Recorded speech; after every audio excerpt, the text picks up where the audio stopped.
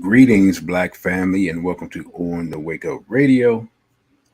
I am your host, DC Radical One, and you have entered the center. Shout out to our wonderful producer, Cindy Ashby. You can check us out on SoundCloud, YouTube, iTunes Podcast, Google Play, Stitcher, Spotify, and iHeartRadio at On the Wake Up Radio. You can also check us out at onthewakeupradio.com. That's onthewakeupradio.com. And also otwtube.com. That's otwtube.com. Oh man, the BB for and straight black pride to everybody. Let's go through the roll call real quick. We got spirit, mind, character, soul, BB for and straight black pride. You got ripped off of BB for Hodie. Brother Elijah, BB for and straight black pride. Africa Ra, BB for and straight black pride. They were in early. Like they were in. Like as soon as I looked up, I was like, okay, they're in the building. Sister Vanessa, BB for straight black pride. Brother Kevin, yes sir, straight black pride, brother. I see Sister Nina in the building. Greetings to you, straight black pride. Let's see. See who else we got. See, thought I saw some other people. We got Lee Clinton, peace and blessings. Oh man. So in the words of Rakim Allah, it's been a long time. I shouldn't have left you without some good content to listen to. You know what I'm saying? Before they straight back prior to Brother Desaline. And shockingly, I feel pretty good. Oh, and Unique One Express straight black Friday. I didn't see you. I went right past you. I have to do something really quickly though. So I'm gonna leave this article up. But let me at least intro it before I step away for about 20 seconds because I got alarms going off in the background. It's like, okay. So, what we're going to do, man, so-called Pride Month just passed. And there was a lot of stuff going on, man, that they weren't really covering. And there's a lot of shenanigans and a lot of madness going on. And we're just going to really look at that. And y'all know I like to start off with something historical. And so I'm going to put this article up and I'm going to step away for about 20 seconds and I'm going to come back. Excuse me for being unprofessional, but things happen like that. So we're going to start with this Gay Liberation Front article. And then we're going to go into so-called Pride Month. And then actually before that, I think I do got an announcement for Brother Irritated Genie. So I'm gonna make the article larger. I think we're gonna try. Let's see. We're gonna leave that up, and I'm gonna be back in about 15 seconds.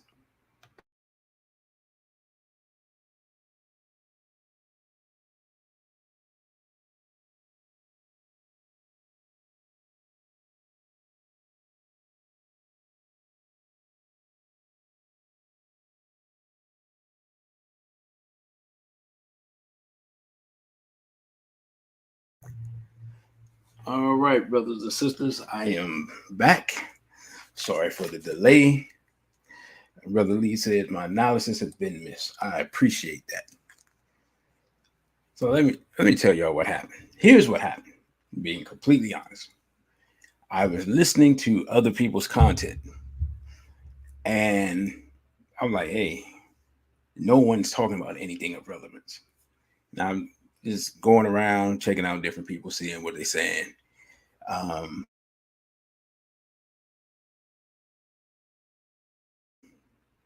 Here's the reality: people produce content because they want to get paid. And I'm not adverse to that in any way, shape, or form. I would love to get paid. I would love to get paid to do YouTube. However, there's something in the way. And that something is called the truth. The truth is you cannot tell the truth completely on YouTube because they have censorship. And that censorship we know has really ramped up in the last couple of years in the wake of the whole C-19 situation. Most of the content I've had taken down from YouTube has been directly related to C-19. Well, since that's over, I won't be, talking about that too much anymore. But we will be talking about the Rainbow Mafia because it's relevant because they, I mean, just being completely honest, they just won't leave regular people alone. They're determined to push this stuff. I mean, at this point, they're past pushing it on people. It is what it is at this point. And they're pushing it on our children. And something happened today while I was out and about. If ripping and running was a meme, that would be me today. It's just one of them days where I had a lot of stuff to do, had to go all across town and everything. I think I've been in all 4 quadrants of the city. Those of you who are familiar with DC know it's divided up in 4 quadrants that aren't equal in any way, shape, or form. And while I was out and about, right, it made me say, you know what? It's time to grab the mic again. I wasn't quite in my neighborhood. I was on my end of town though. And I saw this young brother as I was coming out of the store on one of those, like, it was like a skateboard, but it wasn't a skateboard. So I don't really know what this thing was or what they called it or whatever.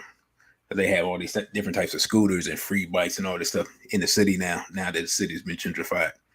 So he was on that as a young brother. And the first thing I noticed, I'm like, yo, why is this dude riding on this thing barefoot? So I thought I was tripping. And then I noticed, I was like, hold up, if he's barefoot, why are his toes a bright color? And then it dawns on me, right? This dude is riding on this thing barefoot with his toenails painted brightly. So I thought I was tripping. So there was a lady who was in the vicinity, and I looked at her, and I gave her the look of, am I tripping? And she looked at me like, no, you're not tripping. We didn't even say anything. It was that, that telecommunication, that telepathy. And so I just saw that. I was like, okay, wow, that's all right. All right, yeah, it's DC. This is the new DC. So that happened. I'm like, all right. So then I get in my neighborhood now. And this dude, he's on one of those scooters, one of those free scooters that's talked about. And he's riding up the street towards me. And, well, here's the thing. When I first looked from a distance, I thought it was a female because the person had braids in their hair. But the braids were like multicolored. But as they got closer, I realized, I'm like, this is a dude. So I saw one dude with toenails painted. A few minutes later, well, more than a few minutes, but it felt like a few minutes later, dude on a scooter with multicolored braids in there. And I'm not talking about, like, these weren't his locks twisted up or braided up. No. These are the fake, the synthetic hair braids that sisters wear. And dude just zoomed on by me in a scooter, and I was like, yeah, please don't come back. Just keep on going. Just ride right on down into that intersection and have at it. So whether we want to accept it or not, the agenda is real. And again, these, like I said, these 2 young brothers that look like they may have been in their early 20s, and they have completely abdicated manhood. So they can't be counted on to do anything revolutionary. So I saw that and I was like, all right, it's time to go back, time to speak on it. No one else is really doing it. Everyone else kind of tiptoes around it. They don't do any actual analysis. They don't bring up any historical documentation. It is what it is. So it's up to me. So what we're going to do as we examine this month of madness that just passed. And by the way, happy Straight Black Pride Month. You know, Straight Black Pride Month has kind of extended itself for this July and August. You know, you need 2 months to make up for the madness of June. So happy Straight Black Pride Month to everybody. And brother says that NYC is the same way. Hey, brother, you know what's interesting? This was years ago. Me, Jeannie, and some other members of Straight Black Pride at the time came up to New York, and I think like soon as we came off one of those bridges, and we just saw this dude with like some high thigh high boots on or something. I mean, it was something. It was just something crazy. It was like, wait a minute. Are we this the new New York? What is happening here? So yeah, it's universal, and unfortunately, man, our young people are really falling victim. That's right, Sister Unique One Express, definitely. Um, our young people, especially our young brothers, are really falling victim. They're really lacking proper definitions and understandings of manhood, um, proper examples of manhood. It's it's it's rough. I mean, I'm gonna be honest, we're struggling. With our young people, we're struggling, and you know, I always quote Dr. Khaled: "We must resist to exist." We got the swirling going on. We have the homophilia. You got Janelle Monae running around just like she lost her mind. You got these other celebrity women. Everybody seems to be every celebrity woman is just trying to out sexualize the other celebrity women. You have this Sukiyana chick. I don't even know why she's famous. She just out here just saying like outlandish stuff that's so wild and so cartoonish that I'm thinking that a lot of this is an act, and she's just being paid to act as um, basically as hoarse as possible. And I have no other way to put it. Then I was listening, I saw a clip, and I wasn't actually sure who this was. Um, One of the female rappers was being interviewed, and she just blurts out that she was a whore, and I was like, what? Like the guy interviewing her, he paused. Like it's one of those things where everybody kind of stops and like, wait a minute, what do I do? And then she reiterated it and went on, and it's just like, man, we're in trouble. If your children out here and they're listening to, actually, I don't even know who there's some song out here that's it's so vulgar. It's just like, it's crazy. I can't even say anything about like close to what they be saying. Yeah, I can't even go there in any way, shape, or form. Um, I mean, this stuff makes Lil Kim and NWA and uh, like this is like past Luke even. It just it's really. I mean, it's just the degeneracy is just running rampant, as you all know. I know I'm not telling you all anything, but no one talks about it. No one can correct anyone. No one can condemn the behavior. We just running around, we black people running around like a chicken with a head cut off at this point. And the people who have some type of trying to have some dignity and self-respect, they get viciously attacked. I believe Sister India Ari talked about she talked about the Essence Fest, which just apparently just turned into twerking contest. I don't know what's going on. And she was like, "Hey, we, she's like, this just out of hand, basically, what she said." And people attacked her, and who are you, and this and that. Like people don't even consider, like, you know what? Yeah, you're right. This might have been a little out of hand. You're like, oh yeah. I mean, like that doesn't even come into it. Like when you say something that opposes any form of immorality, you're just attacked in the black community immediately. Like it's crazy now. But you can't say anything. It doesn't matter who you are. Doesn't matter how successful you are, doesn't matter, what you accomplish. As soon as you say something about somebody that says, hey, this is not appropriate, you are in front of children or whatever the case may be. I mean, especially if you say it to the sisters, good luck with that. And Brother Kevin said these female rappers are horrible. Man, it's unbelievable. It's just I don't even know what to say. I'm at a loss for words. The female rappers, the male rappers back in the day, I thought they were bad, but this is on another level. So with that, now that we reviewed the madness, let's take a look at the some of the root of the madness. We're gonna go through a little of this article from the Florida Standard. It says the Gay Liberation Front and the Homosexual Revolution. Have you read the manifesto?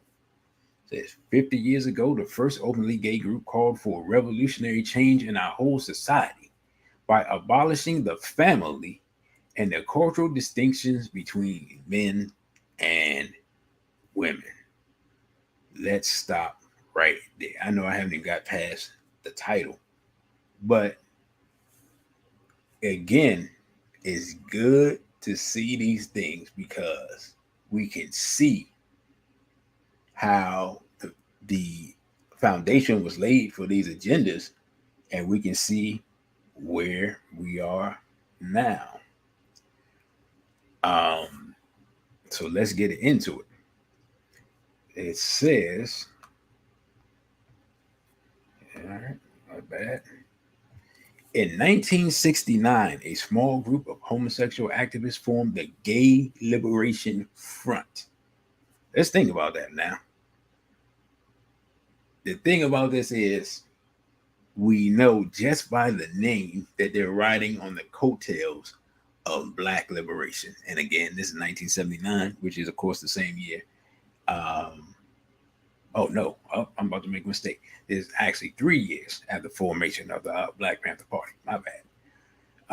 Says the GLF first met at the London School of Economics. Think about that part. And served as the incubator of the new gay and lesbian mass political movement, according to the New York Public Library. They latched on, see how this works, to anti-war protests and anti-capitalist struggles around the world. Now, if you hear about anti-capitalist struggles, then that means you hear about people who are advocating socialism and or communism. And as we know, the founders of communism were, of course, who? Our favorite people to talk about, the hats. Now, it says by 1973, the GLF had disbanded, but their ideas and contributions to their causes are evident in the current LGBTQ, I'm sure there's some other letters out there that they're not listing, movement. The group's 1970 manifesto, displaying a raised fist, remains its most enduring legacy. Right? And again, I believe last time that we were together virtually, digitally, we went over the 1972 gay rights platform. We went through that piece by piece and came to the conclusion that most of the things that they wanted to do, they've accomplished. Says when stating their objectives, the group wrote unequivocally, that gay liberation does not mean reforms. It means a revolutionary change in our whole society. The activists sought to rid society of the gender role system by abolishing the family and the cultural distinctions between men and women. They claim that there are no proven systematic differences between male and female apart from the obvious biological ones. Let's stop right there. I need y'all to help me out. What I just read, Peace to Sister Poetry, is what I just read, is that not a contradiction, or am I tripping? Because I'm going to read it again, And y'all, y'all let me know in the chat. Is that a contradictory statement, or it's just me? I've been out all day today in the sun, so you never know. But again, it says there are no proven systematic differences between male and female, apart from the obvious biological ones. The biological differences between male and female, are the most relevant differences. So how you just throw that out and then say, "Oh yeah, there's no difference." I it's like saying there's no obvious differences between a man and a dog, other than the man walking upright and having two legs, and the dog having four, and the dog being hairy and the man not being hairy.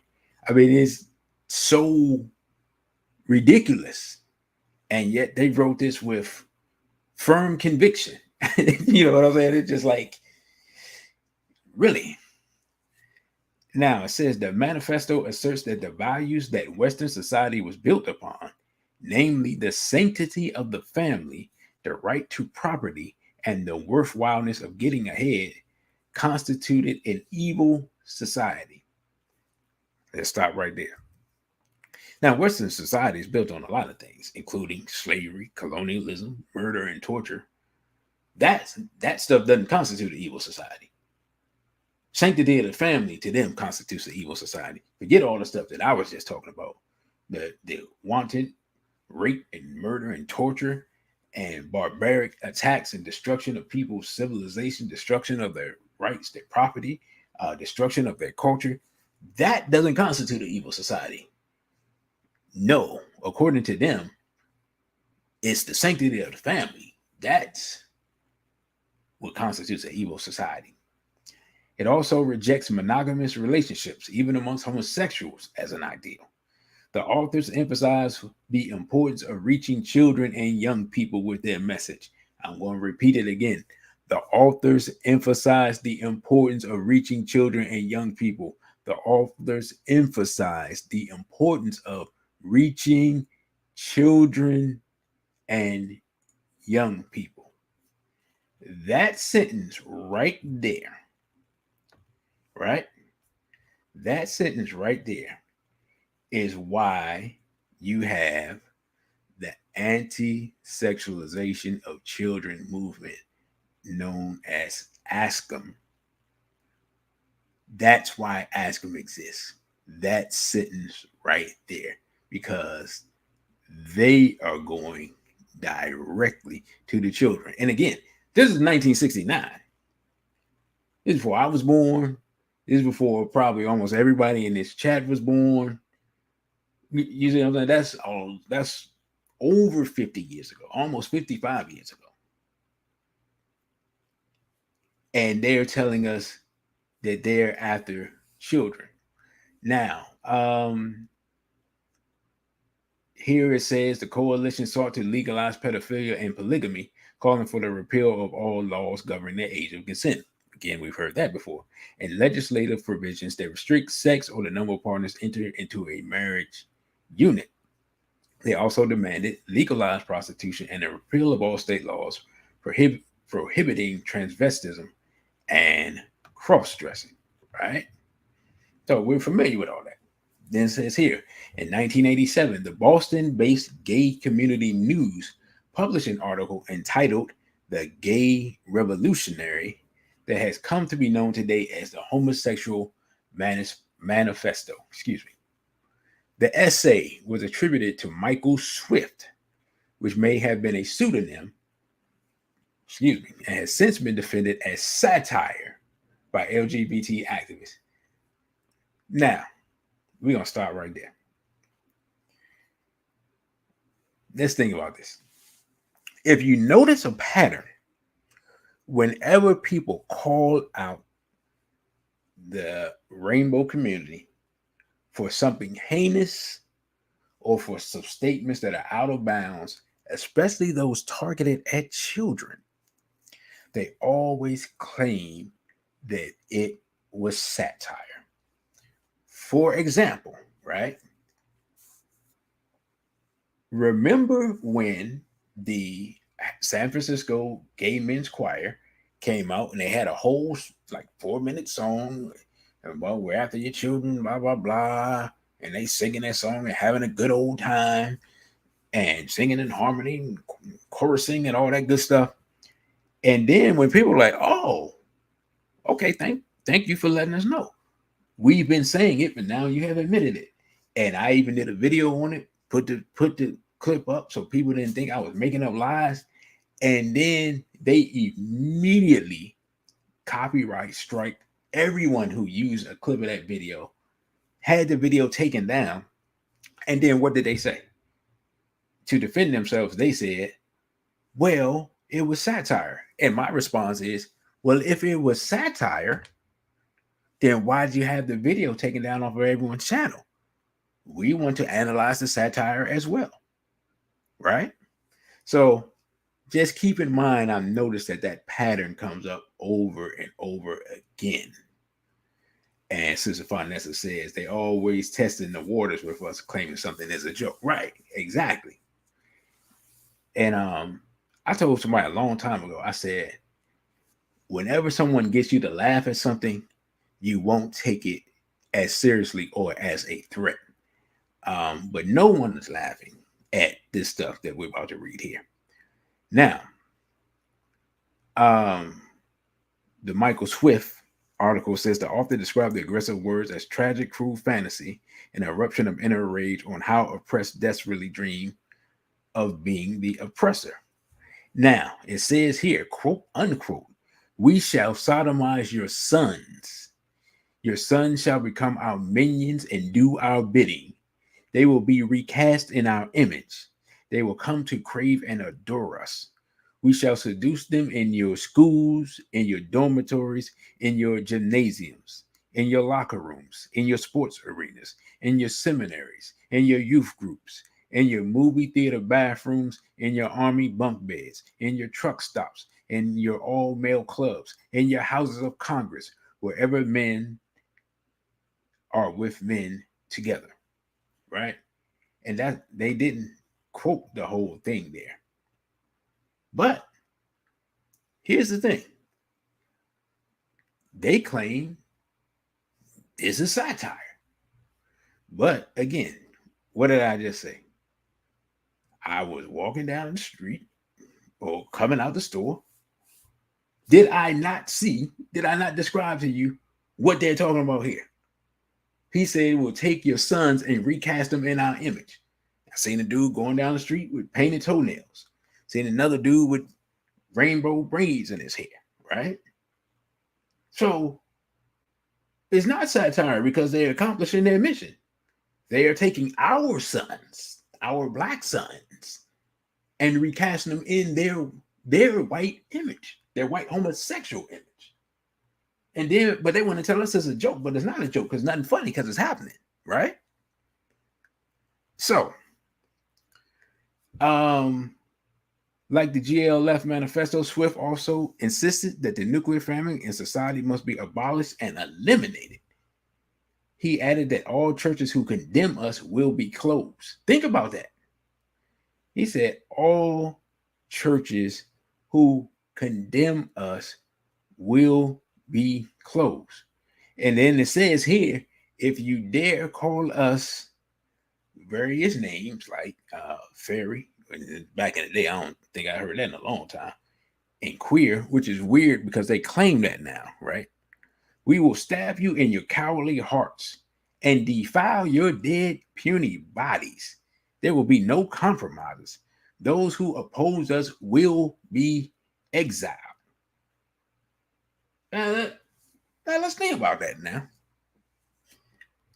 These people are talking about total revolutionary takeover of the society and exiling people who resist them and coming up with physical violence, right? But people are going to tell us it's satire. We're going to see a little later on that it's not so much satire. These plans are being implement it. And brother said they say the same thing about the chant during the gay pride parade.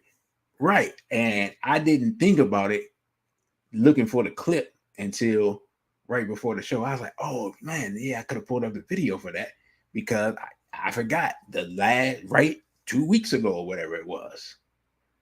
They were sitting here talking about we're coming for your children. I gotta find that clip. If anybody has that clip, you can send it to my email. But I have to find that clip and play it. I gotta do a video just on that so people understand. And brother Asante 1000 said that's war talk. Indeed, yeah. I mean, this dude. This is the thing. This is how savage it is. And I don't just talking about killing you, but they talking about we gonna kill you and violate you after you're dead. Now, I don't think that y'all remember this, and I forgot about it. But here in Washington, D.C., about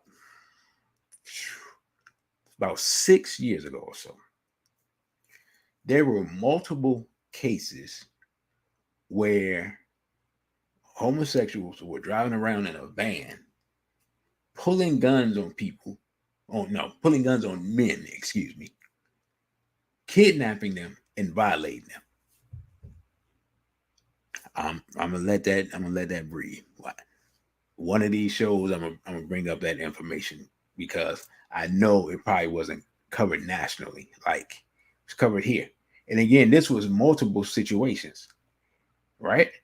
But we always hear about rainbows being the victim, but we don't never hear about them being the victimizers, right? So that was happening in DC. Then there was another case in PG County where a police officer, and I haven't been able to find this story anywhere. There was a police officer who told a brother that he was going to be filming some adult entertainment, right? And so the dude went over his house, and the police officer pulled out a weapon on him and violated him. Pulled out his gun. I don't know if it was an actual service revolver or a personal gun, but whatever the case may be, right? That happened around the same time. Then, also around the same time, there was this big black dude who was they called him the beer pong rapist. Now, all this was in the same time frame, and he was getting these guys drunk, these young college dudes. Most of them appeared to be European, and getting them in a compromising position and having his way with them, right? He eventually got convicted. So, this idea that, these rainbow people are harmless and they won't do any violence and things like that, this is just false. I mean, again, we have a lot of people who have been incarcerated and they become predators due to their incarceration, and they learn how to physically manhandle people and violate them from being incarcerated, right? I mean, let's be honest, for the most part, being incarcerated just makes you a better criminal. I mean, the guy who played the guy who else saw the Boondocks episode with the Booty Warrior? That was based on a real person. That guy's out of jail, right? That guy to this day still, even though he's out of jail, he's married, he still craves same-sex intimacy, right? It basically says he can't be satisfied by a woman, even though he's married. Now, this is a guy that was violating men in prison. Now he's running around wherever he is and saying, hey, and basically has announced that he's planning on doing what he's been doing. And he said that he was introduced to it at such a young age. He was incarcerated, I think, as a teenager, and that's what he was first introduced to. That was the only form of sexual expression he was introduced to, and so yeah, he's addicted. Like literally, like if you listen to him talk, he talk like a dude who smoke crack or with any other thing that people are addicted to. And you know, it was kind of sad, but then I realized that this dude is dangerous. You know, yeah, it's a sad story, but it doesn't matter now. This dude is dangerous. And since finance say he's been in prison since 14. Okay, I thought it was 16. So that just goes to show that incarceration is, as we know, and we're not informing anybody anything, it's part of the buck breaking process. Or as the sister said, that transition, the butt breaking process, if you will. Getting back to the article, it says month after Swift's gay revolutionary, Guide magazine published Marshall Kirk and Hunter Madsen's The Overhauling of Straight America. They called for a large-scale media campaign to change the image of gays in America. Well, that's been done. You know what I'm saying? That mission's been accomplished. Says Madsen and Kirk believe that the television opened up a gateway into the private world of straights through which a Trojan horse might be passed. Straight viewers must be able to identify with gays as victims. What did we just say? This is part of their propaganda campaign to identify gays as victims. Mr. and Miss Public must be given no extra excuses to say they are not like us, the authors wrote. First, let the camel get his nose inside the tent.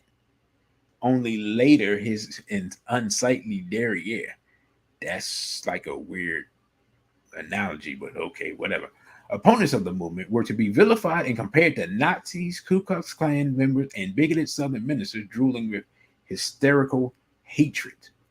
The public should be shown images of ranting homophobes whose secondary traits and beliefs disgusted middle America, the article added. We intend to make the anti-gays look so nasty that the average Americans will want to disassociate themselves with such types.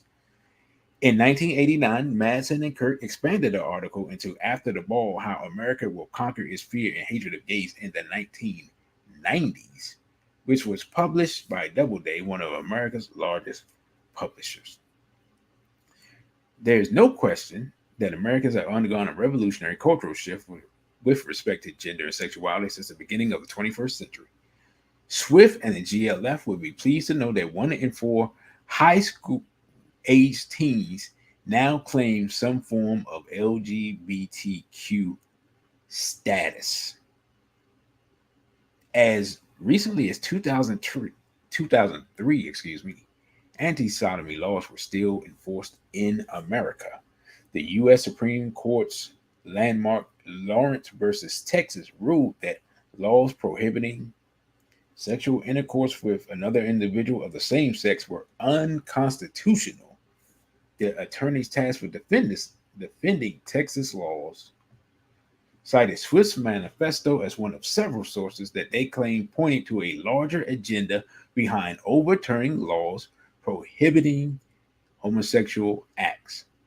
They went on to quote pedophilia advocate David Thorstad, who co-founded North American Man-Boy Love Association, known as NAMBLA, a group that seeks to remove age of consent laws.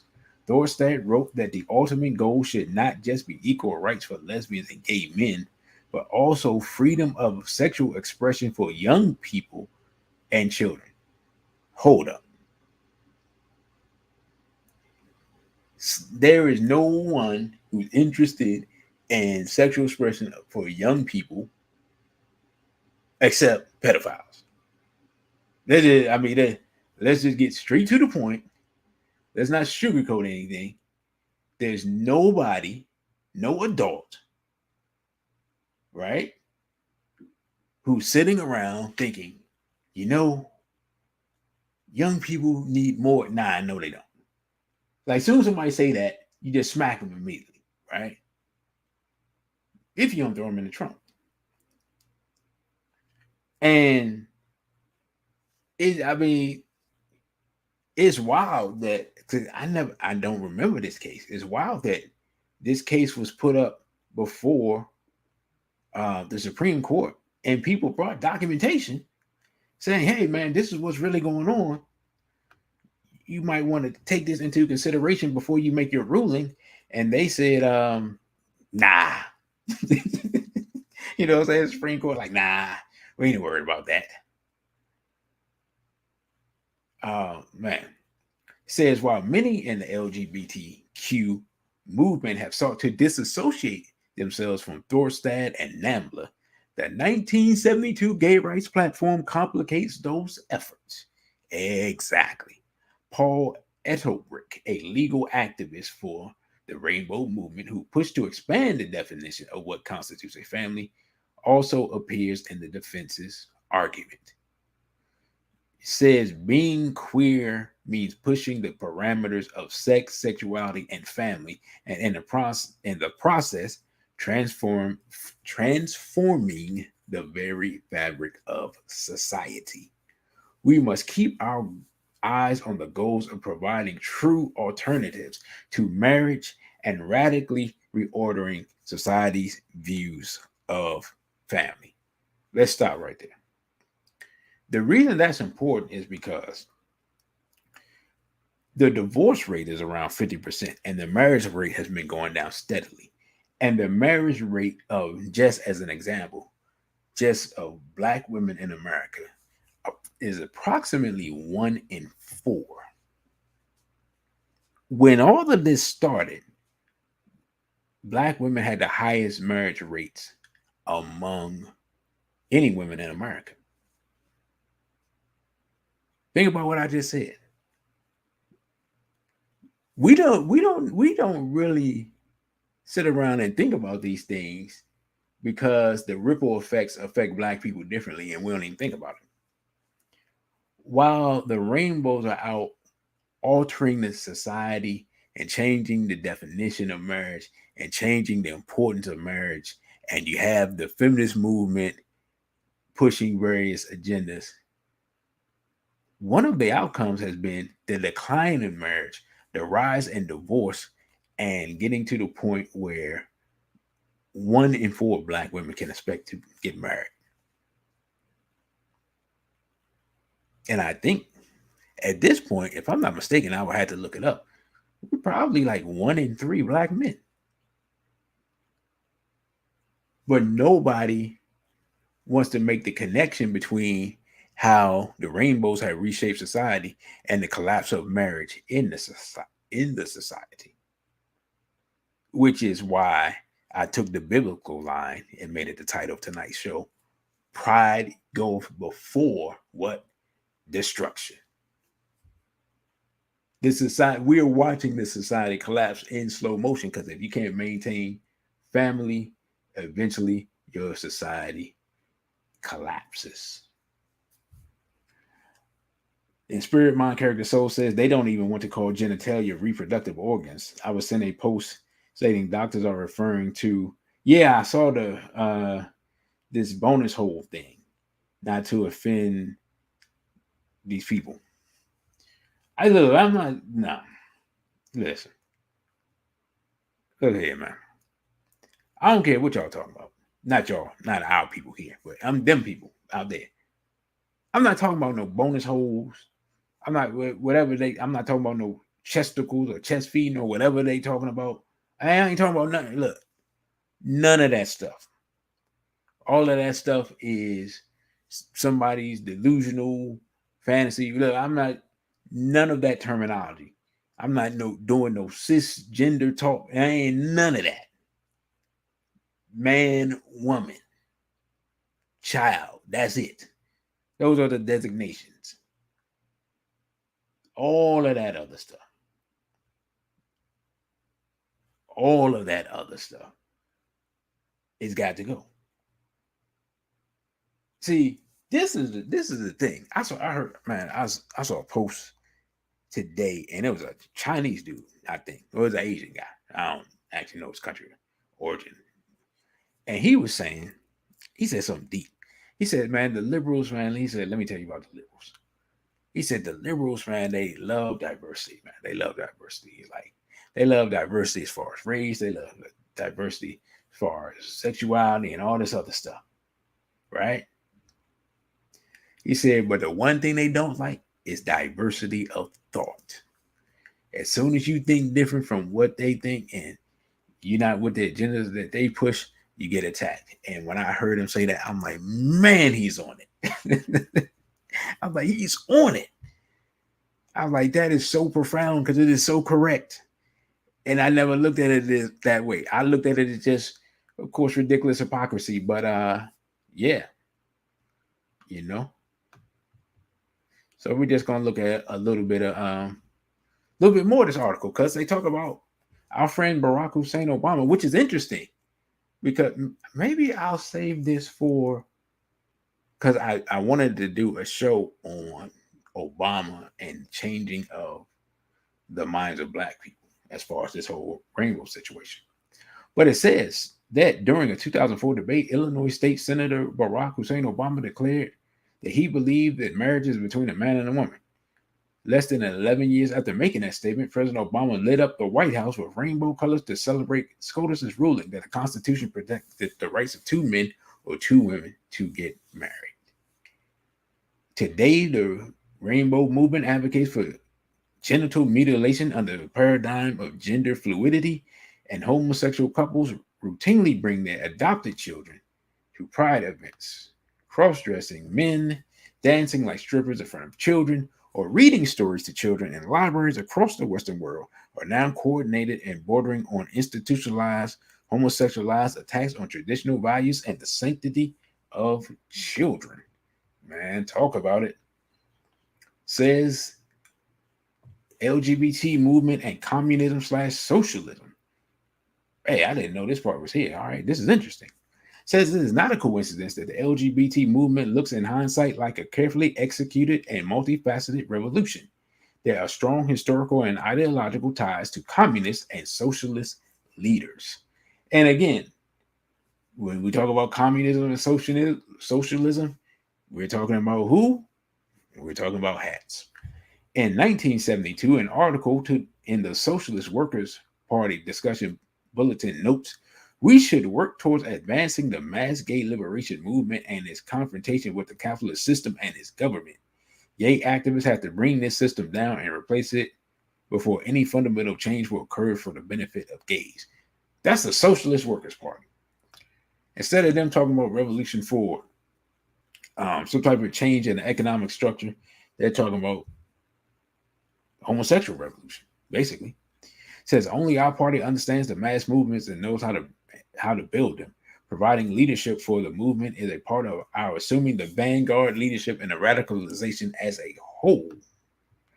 4 decades later, another anti-capitalist party claimed influence and ideological alignment with the LGBTQ movement. In 2021, the Communist Party USA published an article entitled Queer Liberation's Communist Party Roots. It says the modern movement for queer liberation or gay liberation, to use as the as yet inclusive terminology of the 1960s and 70s, wouldn't exist without the Communist Party USA. Atkins continues the notion of gays in an oppressed minority culture was a takeoff from the Marxist analysis of the oppression of African Americans and other groups as national minorities. Let's stop right there. So when we say that these people literally build their movements on the backs of black people, hey, we got documentation right here. This is that. They said it clear as day. I'm going to steal a line from another brother on YouTube that talks about boxing. He said, documentation beats conversation. When we say this stuff, people look at us like, oh man, blah, blah, blah, blah, blah. Okay, you know what? You can argue with them. You can argue with them. I mean, they said it plain as day. And it says, Atkins concluded by making the following claim of LGBTQ's movement historical underpinnings. It tells us that winning full sexual liberation will require winning political, economic, and social liberation for all peoples. It will require socialism. All right. So here we are. that article was definitely interesting, and it gave us some very needed historical documentation, and just gave us just a very good foundation to get further into our discussion. Um, Brother Kevin Austin says the manosphere, the feminist minded, divestors, and the passport bros are the best examples of the homophile movement. Well, I don't know if that's the best examples. I, I think I think the I think that those are like outgrowths um, of movements that lead to homophilia. And Brother Desaline, is that a question or statement? He just put up Cash App. So let me know. Now, next article we're going to get to, because again, pride goeth before the fall, says, who is Rose Montoya, the trans influencer who went topless at the White House? And of course, that is the person that is in the thumbnail for the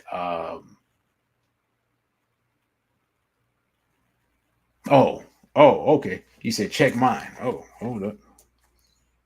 Brother bless me with some funds here. Let's see. Let's see.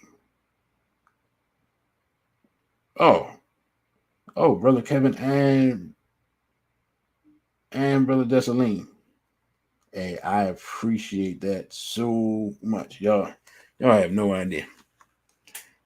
I greatly appreciate that, brother. So let's get into this. Now, first of all, how many people are familiar with this or saw this story um when it happened about 2 weeks ago? So basically, before we get into the story, they had the Pride event at the White House. Biden was there. And they invited this. I don't know this person. I don't know who it is. Some type of trans activist. That's what they said. And so there were children there, which again, don't get me started. I don't understand why anybody's bringing their children to this type of event, but whatever. And so this person decides to, I don't know if they took off their shirt, lifted up their shirt, but some type of way they flash the crowd. And then, of course, afterwards in the White House, like, oh, they can't come back, and this and that, and blah, blah, blah, blah, blah. So, again, we're going to talk about this. Excuse me. It says transgender model and activist Rose Montoya invited controversy Saturday when she, well, yeah, y'all know what it is, pulled down their top at a pride celebration at the White House South Lawn after shaking hands with President Biden. Not only did they shake hands with President Biden, but they took pictures with President Biden. It says, wait a minute, what? The incident was posted to their 103,000 follower Instagram, along with a follow-up clip Monday night in which the 27-year-old snapped back at detractors. It says, going topless in DC is legal, and I fully support the movement to free nipples. Now, I have actually no idea whether that's true or not. I've never seen anybody running around topless in DC. So, this person might be lying. Nonetheless, says, why is my chest now deemed inappropriate or illegal when I show it off? However, before coming out as trans, it was not. They added, seemingly oblivious to the fact that it would also be a breach of decorum for a man to remove his shirt at the executive mansion function. Thank you, writer of the article. Again, you're at the White House. You're at the House of the People. You're at the center of power of the Western world. You're at a place where people dress up all the time. You have ambassadors, you have heads of state, you have government officials. This is the basically the highest place in America, and you're asking why you can't run around without your shirt. Like this, again, this goes to show that these people have zero respect, none, not a goose egg for anybody. They have no decorum, and they just don't care what anybody thinks. It doesn't matter if it's at the White House or your house.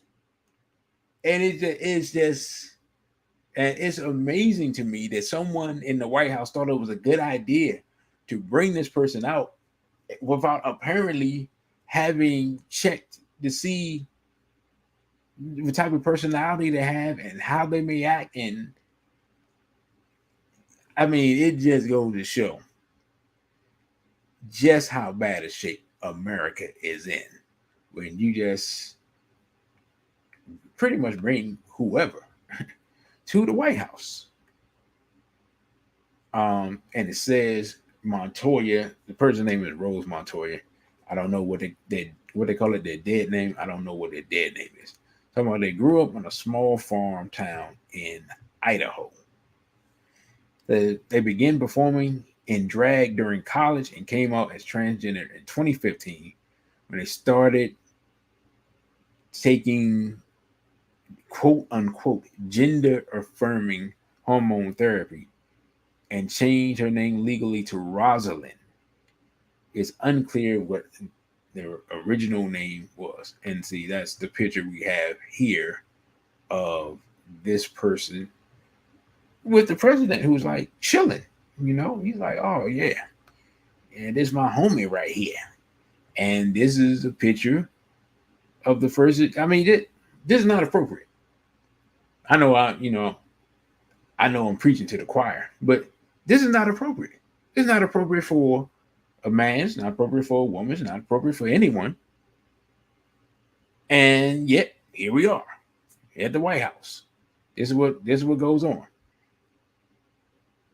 I mean, we also got cocaine at the White House, as we found out recently. So, I mean, there's all types of stuff happening at the White House all of a sudden, you know?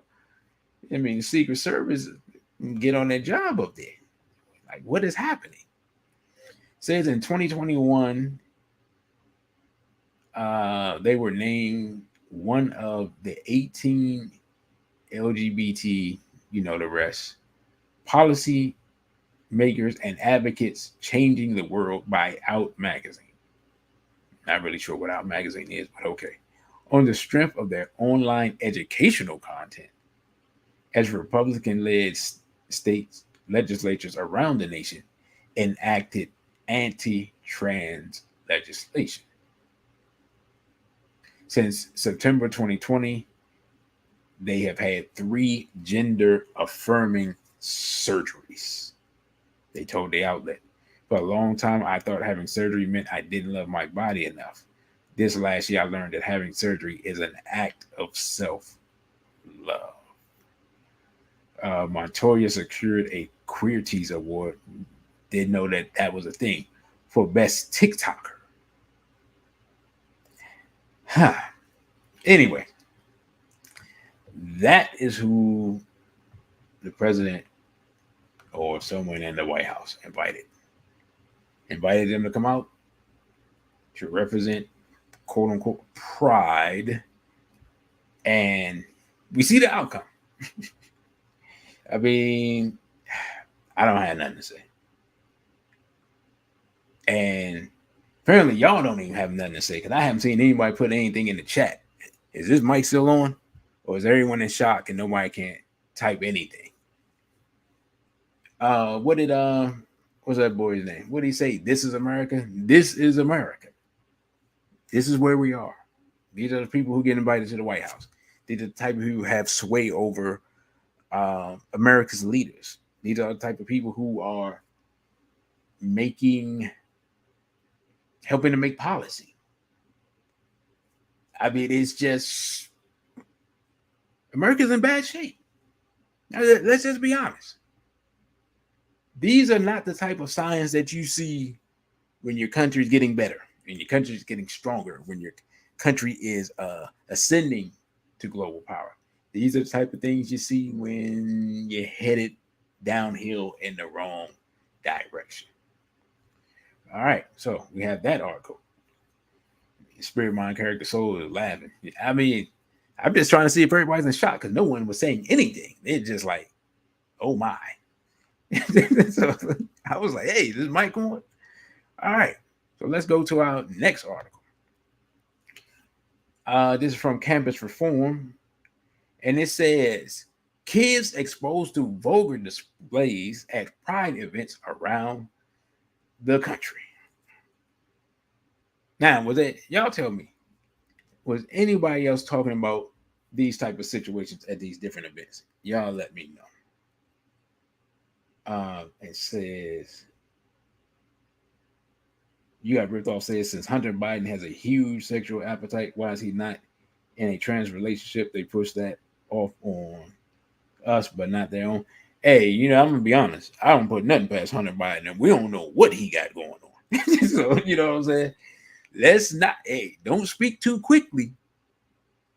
That information may not have just not come out yet, because everything else has come out and been proven it. That dude is totally out of control. And Asante 1000 said they keep people distracted with other things. So okay, so no one else has seen this. And Unique One Express says it's been a horrible state for a while. It's getting worse. Right. And this is it's just to say your mic is too loud for the degenerates. That's funny. But yeah, this is the bad part. This is the bad part. At this point, America's looking a lot like the good ship Titanic. The bad part is we're in the cargo section. So the water comes in first and it floods us, it overflows us. That's the problem. The rest of America, especially white America, they're at the top of the ship. And when the ship gets to rocking and start to sink a little bit, they don't realize what's happening, even though we're running up the steps trying to tell them, hey, the ship is sinking. Help us plug the leak. The ship is sinking. And they're like, oh, man, it's only flooded in the part where the Negroes are. You know what I'm saying? Like, that's literally how the rest of America responds when Black people have a problem. But the thing that's changed now is that, well, it hasn't changed, but the thing that they don't realize or don't want to accept is that when Black people have a problem, the rest of the country will again eventually have the problem.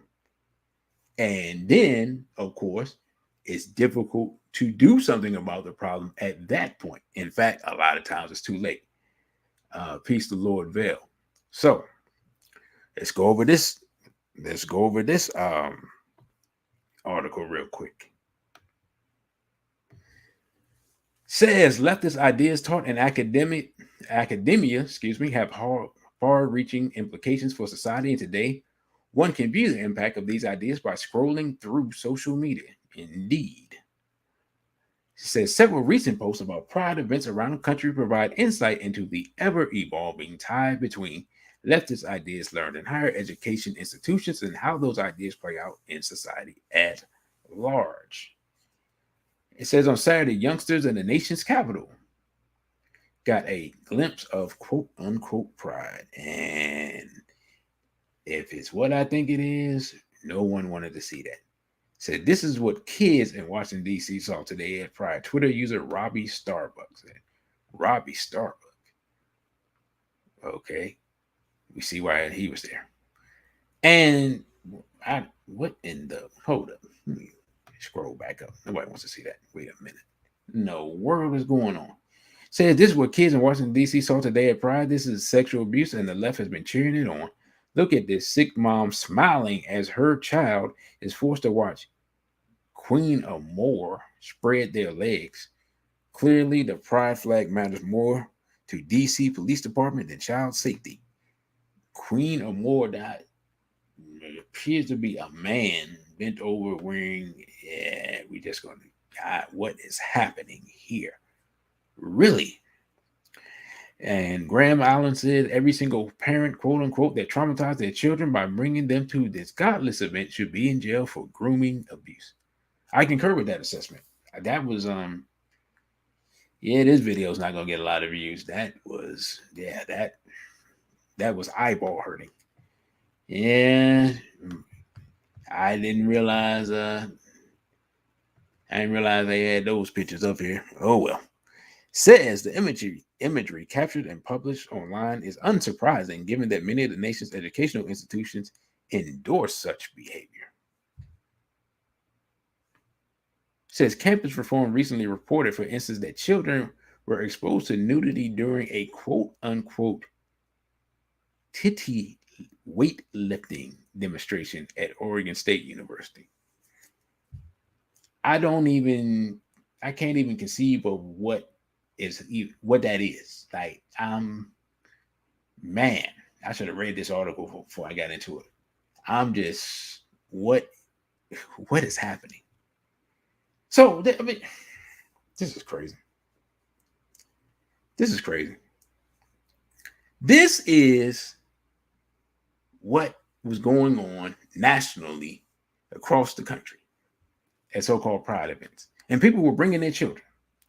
And in all hell, literally, was breaking loose. And people were up there cheering. And again, if you say something about it, you get attacked. You get attacked. You get called a bigot. You get called, homophobe. Right? As if you have some type of mental illness. When people literally just like, yeah, why are children at this? This is wild. Like, you can't take your children. Let's think about this. You can't take your children to the strip club. Well, why can you take your children to this? It says underage children were exposed to explicit adult nudity during a drag show at Oregon State. Again, I mean, more the same. As previously reported, academics have been critical of legislation that seeks to ban drag events for children, arguing that the conservatives exaggerate the presence of children. Higher education. Wait a minute, hold up. What do you mean exaggerate the presence of children? You have events where drag queens go to libraries and invite children and read stories to them. Like, it's literally a children-based event. It's an event directly for children. What are you talking? How can you? What do you mean exaggerate? What are you talking about? That's how it's advertised that way. Anyway, so we got more pictures up. What in the? We got more pictures of nearly nude drag queen, with a child that looks like it's like 4 years old. Oh boy! It says an individual who I suspect is to be a biological male chases me down the parade route with its chest exposed. Fortunately, they blurred that out. So this man, this is crazy. This man is literally running away from this person. This is totally insane. He's running away from this person. This person is chasing that. Why is this person chasing after him? Why? It says Armidas also took a screenshot following the video showing another child exposed to sexually explicit content. This is the insanity that we're dealing with here. It says kids at Pride Parade watches woman, possibly, with their chest out. And of course, we have the DC Police Department. You got the police department with their logo rainbowed out, talking about Happy Pride. Thank you to everyone for a safe and fun Capitol Pride, DC. So the police are still a problem in the Black community. The police still brutalize Black people in the Black community. But you know what they don't do? They don't stop men and possibly women from running around naked in Washington, D.C., as long as they run around naked at the Pride event. That's what they don't do. Man. Y'all all right? Because I'm not going to lie, this is disturbing me. And I know this stuff is going on. And by the way, I forgot to mention, Brother Genie has the video for the Ask Him lecture that he did here in Washington, D.C. And he is working on that. That will be available as a digital download only. There won't be any physical copies made. And so when he has that ready, I'll let you all know. You got ripped off. Say just found out that Mayor Bowser, yes, she's part of the rainbow community. So that's why, if I'm not mistaken, I'm trying to think. Did she put? I can't remember. But she's made some appointments and done some things that have made it obvious where she stands. And when she was younger, she wasn't a bad looking sister. So the fact that you ain't see no man around her kind of gave it away. She just never. I don't think she ever publicly stated it, or if she did, she didn't state it for years. So our next article: naked men on bikes expose all ages. Seattle Pride parade to criticism. So we got pictures of a lot of children here, just all wrapped up in rainbows. They probably don't even know what's happening, but they can find out the hard way going out here. And it says this year's all ages Seattle Pride parade included something you don't often see in public: adult men on bicycles wearing helmets, but no pants. A dozen naked men, some wearing body paint, rode slowly along the parade route Sunday before stopping and waving to a cheering crowd, which included children, as shown on a video taken by the Post Millennial. Some of the bikes had signs attached that said, "Challenge body shame, build self-esteem, pride for everybody." Okay. This is ridiculous.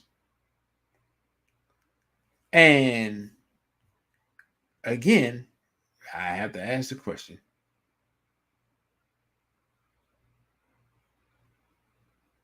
why are people bringing their children to these events? Why? Spirit Mind Character Soul said Chicago had a naked man miking event a couple of weeks ago. Let's see. Again, and that probably was the same day as the Seattle event. So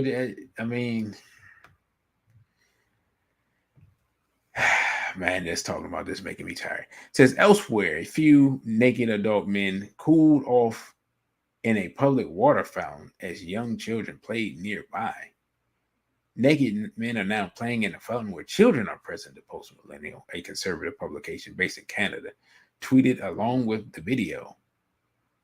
Their genitalia is fully exposed as they cool themselves and wash each other down with water. Man, this is crazy. What?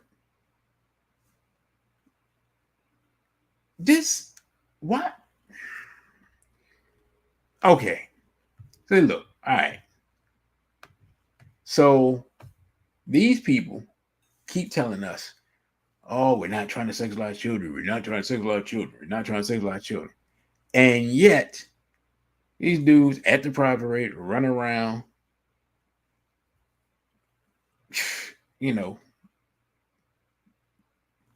what Bernie Mac used to say, bucket naked in front of children.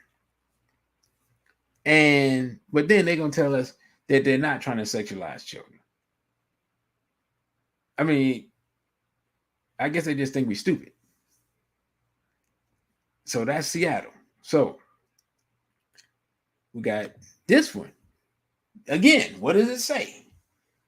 We're not making this stuff up. We're taking their documentation and putting it out. It says, this is Boston Review, Keep pride nude. It says arguments that kink has no place in a post-Me Too pride may appear reasonable, but celebrating public sexuality is an important step towards a future free of racism and homophobia. Hold up. What in the world does running around naked have to do with racism? See, again, what did we talk about earlier? They literally build their movements off of our back. He's talking about running around naked and racism. Those two things don't have nothing to do with each other whatsoever.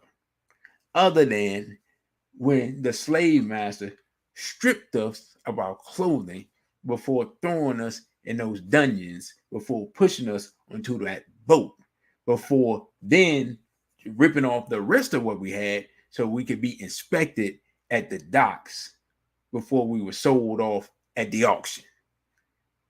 Right? But that's not what he's talking about. Because we were fighting to find some good, decent clothing. But this person talking about racism and nudity. I mean, these arguments are so ridiculous, man. So we're going to read a little bit of this. Man, I mean, this stuff, just reading this stuff makes me want to throw up, being completely honest, and had enough already. I see why nobody ain't hardly saying that. It says this June, a month marked globally, all of a sudden, as LGBT month. An online debate has reignited over the question of whether partial nudity, and he put partial in there, but we seen whole nudity. We already seen that, so ain't no need to put the partial in it. It's already out here. Fetish wear and kinky activity, man, I don't even want to know what any of this stuff means, ought to have a place in pride events, or if pride ought to be kept PG. The debate, conducted mainly on Twitter, is itself not new and appears more an exercise in virtue or woke signaling than a genuine policy recommendation. Perhaps you already surmised the side that they take, and it's certainly a controversy designed for side taking, not world building, excuse me. Yet the melodrama has much to teach us about the progressive political import of public sexual culture. Let's stop right there. Let's think about this for a minute. Why? You got ripped off, said Mardi Gras ain't even new. Yeah, well, Mardi Gras is behind these folks. Why does sexuality have to be public? Has anybody asked that question? He said public sexuality. Who decided that sexuality is supposed to be public? When was that discussion had, and where I didn't get to vote? What's wrong with people? I mean, well, we know what's wrong with people now doing what they do behind closed doors, because now that we see what they're doing, we kind of glad that it's public, and now we can identify it and say, hey, this is what these people are about. But it just shows you that literally they want no holes barred. Literally. If you understand what I'm saying. Brother Lee says it's supposed to be an intimate thing. Yeah, at one time it was supposed to be an intimate thing, but they've thrown that completely out the window. Now here it says, this section, it says whether wearing wedding rings or dog collars, pride participants are there to celebrate queer love, queer family, and queer sex. We parade not to humiliate others, but to dignify ourselves. So to him, see, this is like the bizarro world type stuff they're talking about. So for him, dignifying yourself means degeneracy. Degeneracy is dignity, right? Things that would normally be degrading, right? Let's think about it, right? He said something about a collar around your neck. Literally, collars around your neck were part of the type of implements they used during slavery. But to him, that's dignifying himself, not degrading himself. That shows the mentality of the people we're dealing with here. And he's basically saying that these other people who are also homosexual, but are more conservative than him, that they are kowtowing to people. And he's like, nah, it's no holds barred, bro. We doing whatever. We not stopping nothing. And it's just, I mean, it's just crazy to me. And he says here,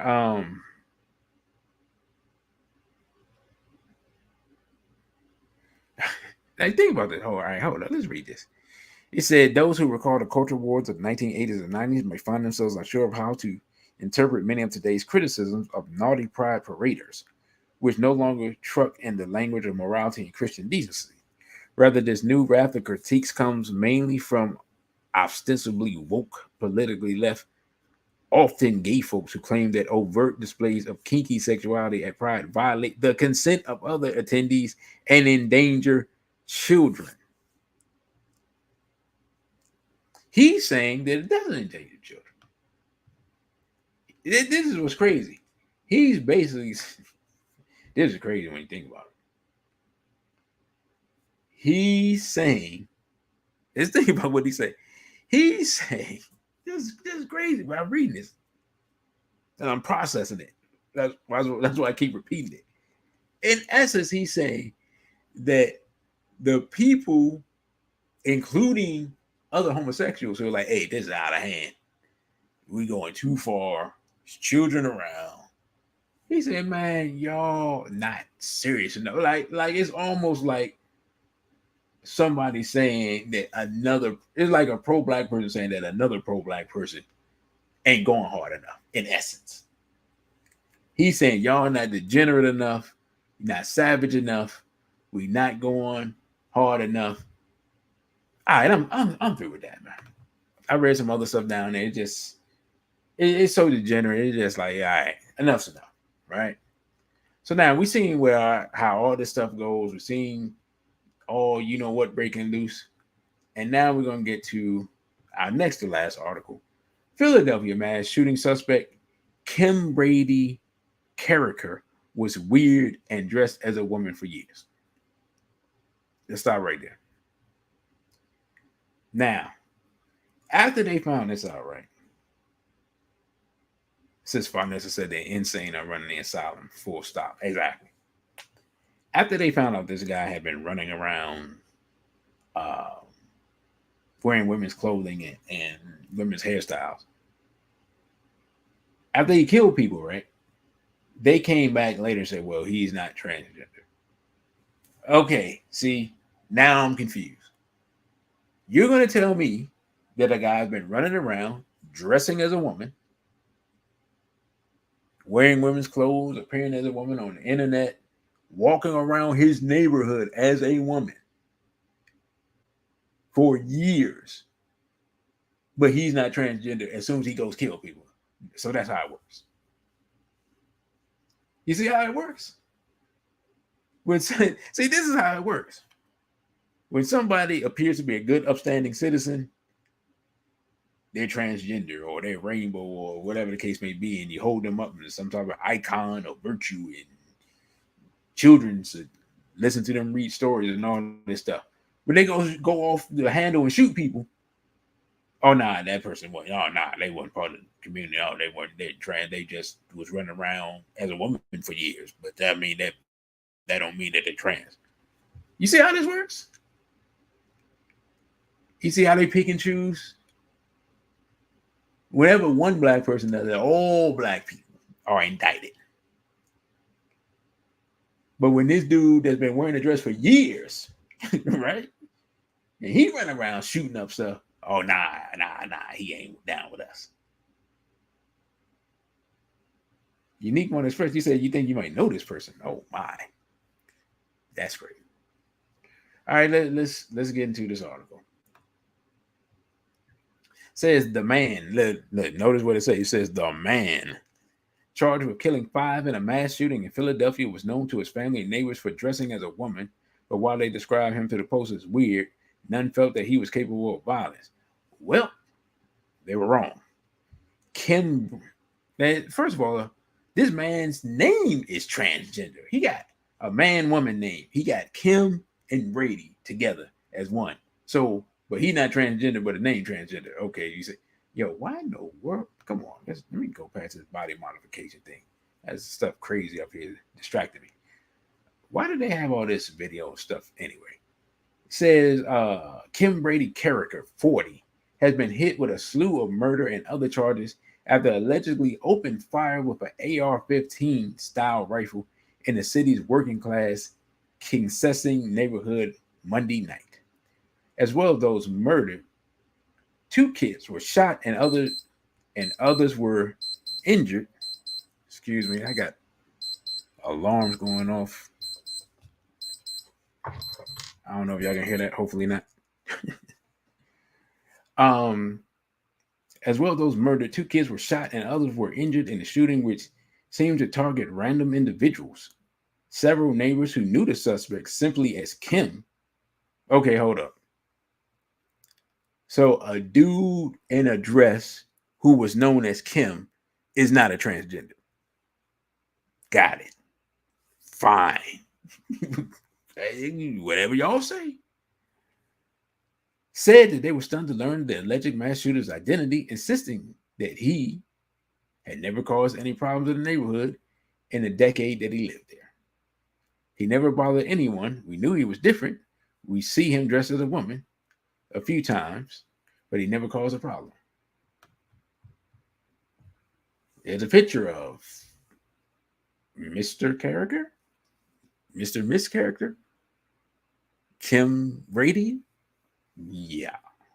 They're gonna tell you this is not a transgender. Every time I see a transgender, this is what they look like, but he's not transgender. He said, we thought he was gay. We never saw him with anyone. We saw him dressed as a woman. That's his thing. I mean, if you see a dude wearing women's clothing, you have to come to some conclusion that something's happening here. Says Carricker had posted several photos on Facebook in recent months where he sported long hair, jewelry, and female clothing. His mugshot released Wednesday showed him with short braided hair, a mustache, and a goatee. Now we're going to change up for his jail photo. Another neighbor who didn't want to be named described Character as strange, but said he never thought he's capable of violence. Man, strange people always committing acts of violence. I don't know why we act like that. Come on, man. And people thought Jeffrey Dahmer was strange. He out here eating people. So, I mean, what are we talking about here? Says he was a good guy, but something made his rubber band pop. You just don't start dressing like a woman out of nowhere. The neighbor described Character as going undercover when dressed in women's clothing. He would do it randomly. He was weird, to tell you the truth. But he was a nice guy. Man, neighbors are funny, man. I mean, if I ever go off the rails, man, I need neighbors like this who just try to make the most heinous thing in the world just sound. I mean, they just trying to make this dude just sound like, he wasn't that bad. I never thought. Like this is how white people talk about their neighbor when they find out their neighbor killed like 20 children. And they just be like, God, I see the guy around the neighborhood. He's real quiet. Never thought he'd do it. People never think people would do it. Like you just never see it coming, huh? Unique one express said that maybe why they haven't seen him in a while. Yeah, right. Because you're not sure who it is. You thinking that some woman coming out of his house? Nah, that's him. That's why you ain't seen him. Now, all right, now let's read this. All right, hold up. I don't know who said it though. Character's grandmother, who wouldn't divulge her name, said she saw him dressed in female clothing once, and he never did it again in front of her because she didn't approve. Again, in front of her. He knew I disapproved of it. He dressed as a man when he came to me, when he was around me. See, grandma was like, nah.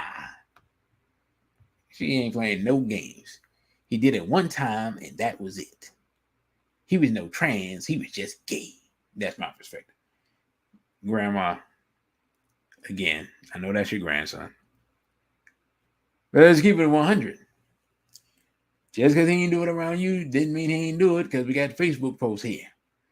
Says while the police and the DA's office initially referred to the suspect with they them pronouns, authorities have since been referring to character as male. I don't know why. Says on his since deleted Facebook page, Facebook quick to delete that, huh? Yeah, get it out of here. Character regularly supported Black Lives Matter, including supporting workers who protested the strike for Black Lives in July 2020. At least some of the victims gunned down in Monday's bloodshed were Black. So now it's interesting because I saw an article that some conservatives, excuse me. Oh my goodness. This stuff got me tongue-tied and confused, man. That some conservatives wrote and they were like, crazy Black Lives Matter guy shoots up the place. So I was wondering when I first read this article, I was like, what are they talking about Black Lives Matter? Then I got to this point. I was like, oh. It says that Umbrella You Got Ripped Off says, I just read a story last week that lesbians are transphobic for not dating trans women who are lesbians. Someone beat them at their own game. Man. This shows you, man, that this just a whole bunch of just insanity, man. Just a bunch of confusion and madness.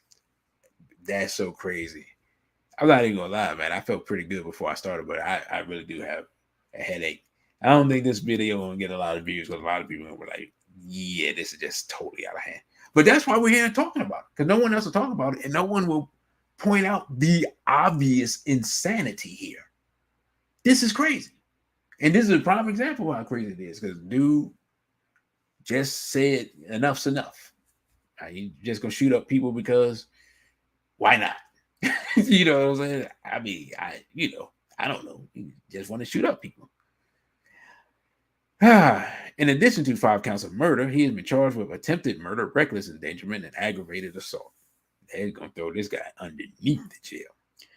The holiday weekend bloodshed unfolded when character is said to have donned a bulletproof vest, ski mask before opening fire at random people in the street with a rifle. When he surrendered to cops. When he surrendered to cops a short time later, he was allegedly found with a pistol, extra magazines, and a police scanner in his possession. So he had intention of killing a boatload of folks then. The holiday weekend bloodshed unfolded when character, I already read that, character who had a prior conviction for having an unlicensed firearm in 2003 was allegedly carrying a ghost gun, Philadelphia District Attorney Larry Krasner told CNN on Wednesday, referring to an unregistered firearm that's manufactured illegally. Krasner, who describes the horror as random, premeditated, deliberate killing, said there was good reason to believe the AR-15 and a ghost gun character used may have been obtained illegally. Character doesn't appear to have any prior connection to his alleged victims, and authorities are still trying to determine a motive. The slain victims have been identified as Rashid Merritt, 20, Demir Stanton, 29, Ralph Morales, 59, Dawan Brown, 15, and Joseph Wayma, 31. A 2-year-old boy and a 13-year-old youth were also injured by gunfire, while another 2-year-old boy and a woman were hit by shattered glass. I was getting ready to say, it appears that everybody shot were males. So, I mean, I don't even know what to say with that one. This is a complete insanity. And the fact, and brother said confusion. Yeah, exactly. Reading this stuff has left me confused.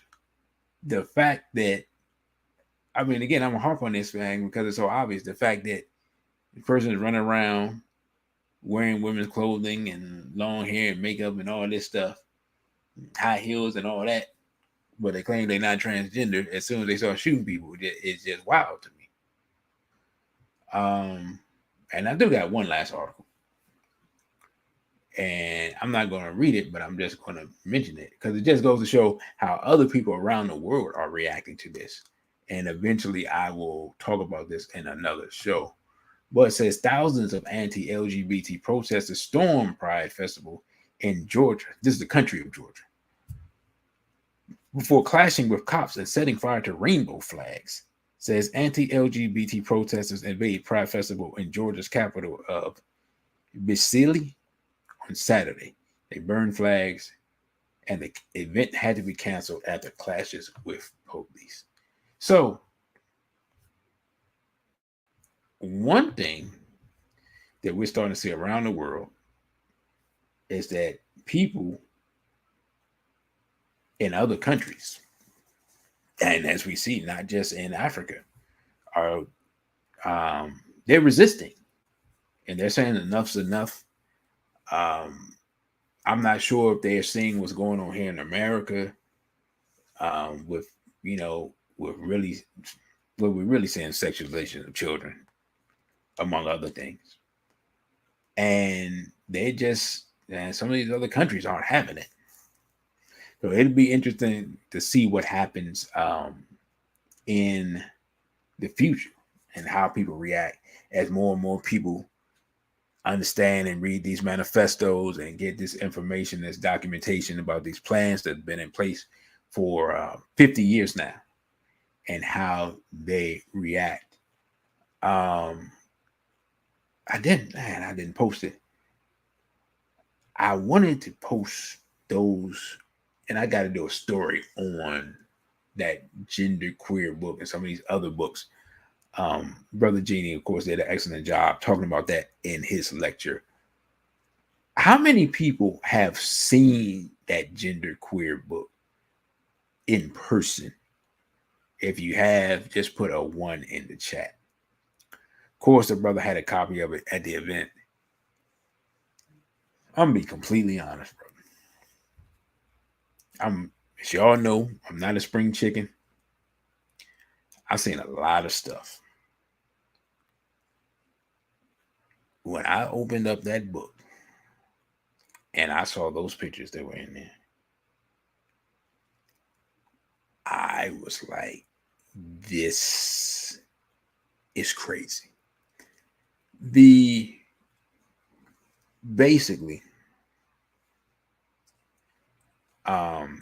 they have drawings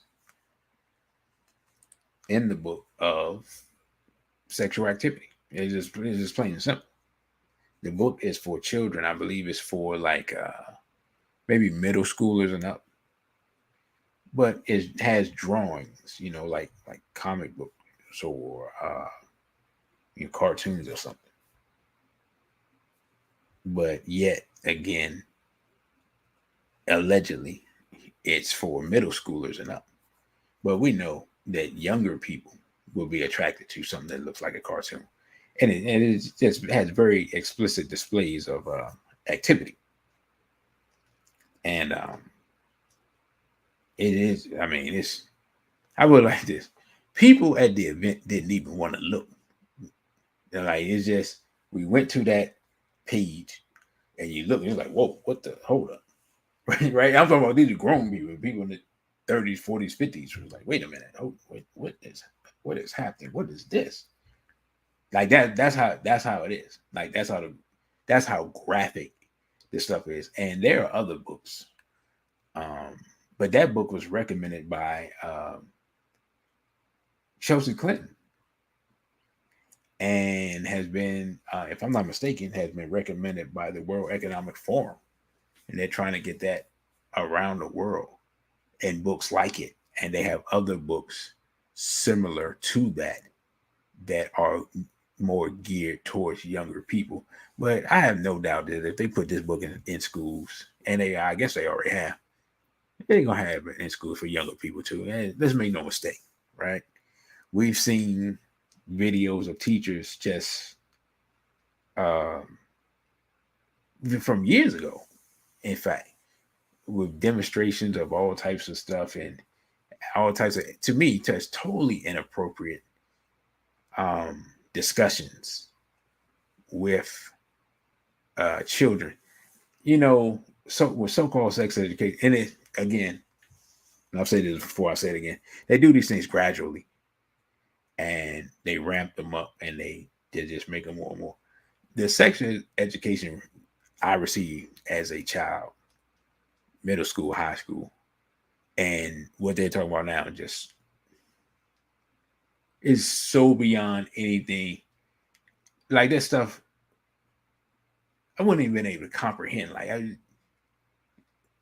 but here's the danger of that stuff.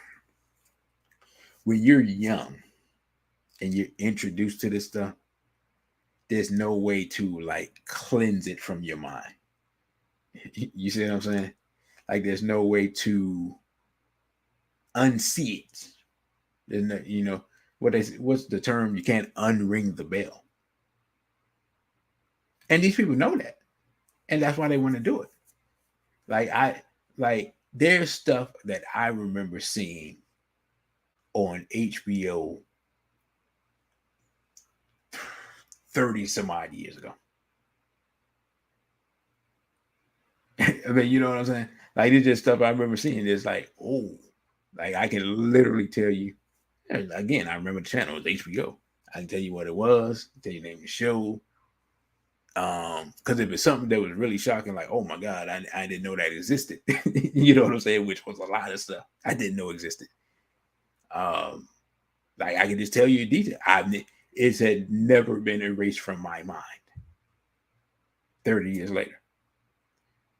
So I know for a fact that and this was what's crazy. Like that stuff was, again, you had to order it, or your parents had to order it, and you wasn't supposed to be watching it. Let's be honest. You know what I'm saying?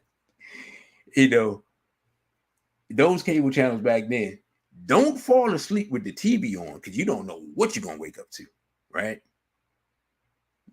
1 minute you watch, and then to be honest, like I remember when over the show Oz, when that was out, I mean, just rampant. Again, that was a prison TV show. Just rampant homosexuality in that show. Just rampant. You never knew. Somebody was gonna get violated sooner or later. You just never knew.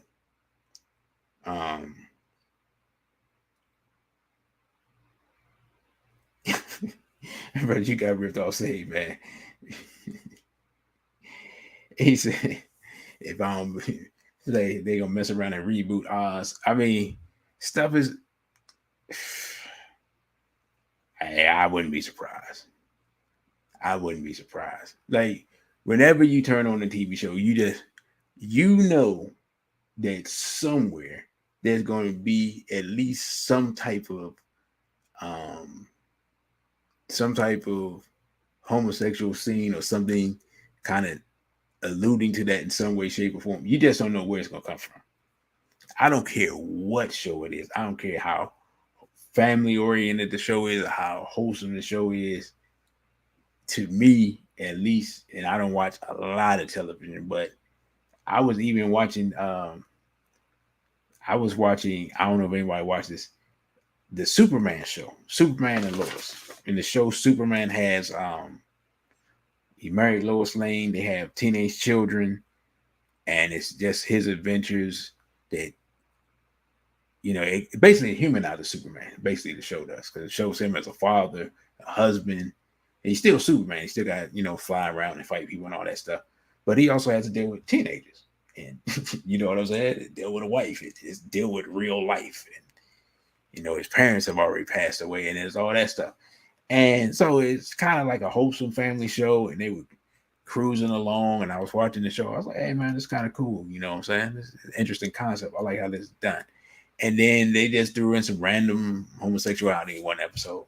It's just like almost like they had to get it out the way. Like somebody said, hey, you gotta have some homosexuality in here. And they're like, all right, cool.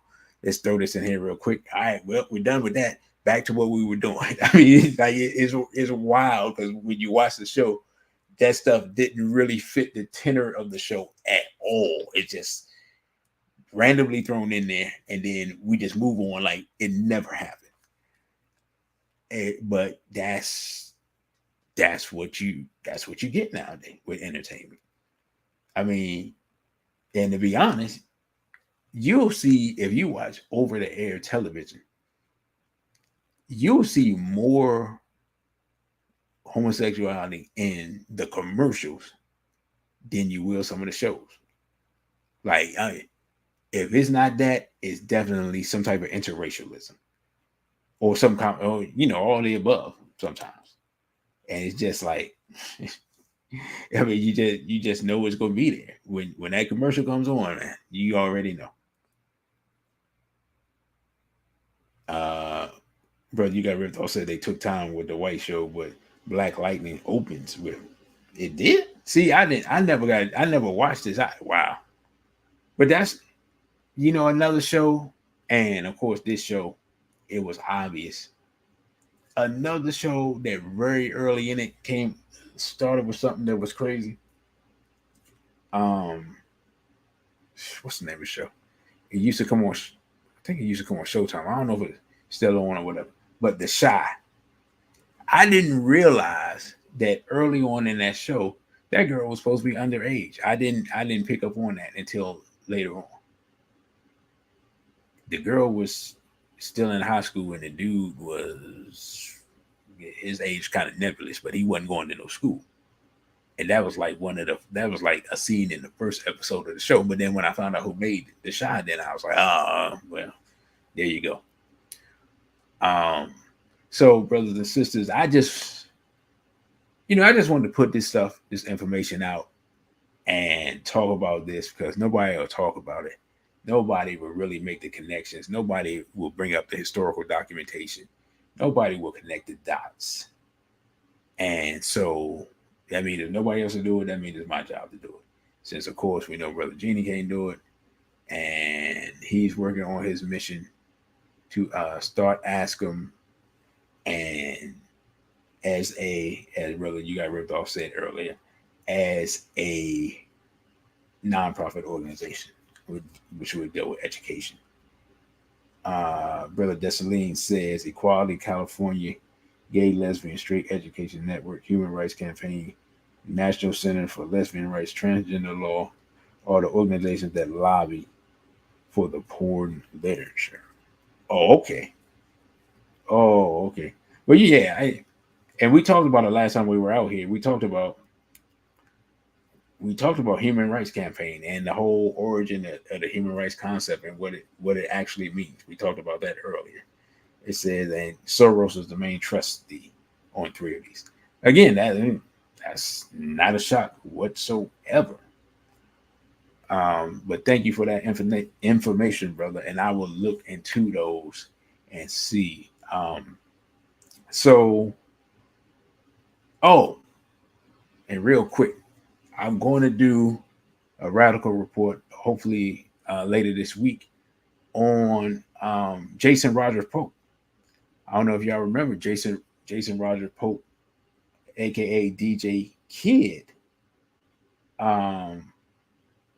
His case is still being adjudicated. His case is not being adjudicated. In fact, I think the last thing I saw, he asked for a continuance into this month. So this guy who had relations with hundreds of black women and girls, he got charged with sex trafficking charges and spread HIV to black women. His case has not been decided, and that was, I believe, 4 years ago.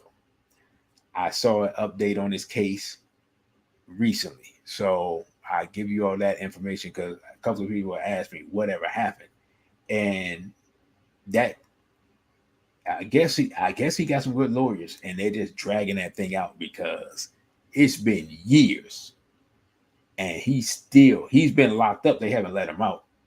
I believe it's South Carolina, brother. I believe it's South Carolina. They haven't let him out, but he hasn't been convicted. Also, I'm gonna do a radical report on the Philadelphia cop that was Well, he was a retired police officer, but he was still using his badge and identification to sexually assault women and girls. So he's a pedophile, rapist, um, and that case is going on. And there was another. Oh, before I go, apparently, Mr. Michael Nowak, otherwise known as Brother Polite, has had a continuance of his case, and I believe, if I'm not mistaken, his plea will not be entered until September. I believe September 7th, but I have to look that up. So those of y'all who are not familiar with that, maybe I'll talk about that at another time, because I don't think I've talked about it too much, because I was waiting to see if the case would get adjudicated. Because there were rumors that he would enter a plea. Of course, he had a situation where he was in a hotel room with a 14-year-old girl. There was some alcohol involved, and then something took place, and the veracity of the statements and what exactly took place seemed to be up for debate. The justice system is still, the wheels of justice are still turning slowly with that. We shall see. I won't really make a comment other than it's kind of hard to explain being alone with a 14-year-old girl, and she has access to alcohol, and you're the only adult around, so you probably bought the alcohol, and that don't look too good, because I don't really see any type of reasonable explanation for that activity, but we're not going to say nothing. And Brother Desaline says, is Jeannie in contact with Museveni and or Rudo? Not to my knowledge. Not to my knowledge. But, there are times when, he may be doing something with, and, he'll let me know later. And Bambada is still in hiding while Robert is looking for a possible early release. Oh, my goodness. All right. Yeah, send me that article, brother. That'll be something we had to talk about. I didn't know that. And yeah, of course, one day I'm gonna just talk about that Bambada thing, talk about everything that went down. I don't think I've talked about it the way I need to. And Asante 1000 said, "Did I see the basketball? Yeah, I saw that. I saw I saw that. And then I saw some basketball player today. They said the guy was 7 feet tall. He was dressed like somebody's grandmother. And I think he was at a WNBA game. I don't know what's happening with that. I believe it. I don't quote me, but I think they said it was Miles Turner. I'm not really familiar with him.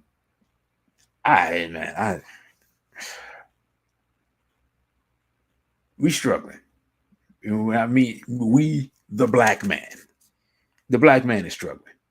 Okay, we're struggling mightily. This is crazy, man. I'm gonna keep saying it. This is crazy. And somebody they said under the post, they said, if these 7-foot giants can be effeminized, how much danger do you think our young boys are in? And I saw that. I'm like, he's correct. What else is there to say? So with that, brothers and sisters, man, I thank you all for listening. I thank you all for man, don't forget to like, share, subscribe. I thank you all, everybody that hit up the Cash App. I'm also on Threads, although I have not posted on Threads yet, because I'm trying to see what you can and can't say so I don't get deleted, because apparently if you get deleted off Threads, you get deleted off of everything. So you can follow me on Twitter at dc.radical1. I mean, on Instagram at dc.radical1. On OTW2 at dcradical1. Of course, the Cash App is $DC Radical1. This is the YouTube, and the email is dc.radical_1 at protonmail.com. And the sister asks, does Thread have a desktop platform? I don't think so. I think it is linked to your Instagram, if I'm not mistaken. If it does, then I don't know. Thank you all for listening. Hey, spread the message, share the message, let your friends hear some of the recent, and I know they're not really that recent, shows, and let us spread the message and continue this fight against the sexualization of not only our children, but of all children. With that, I say, I know, brother. I understand. I got you.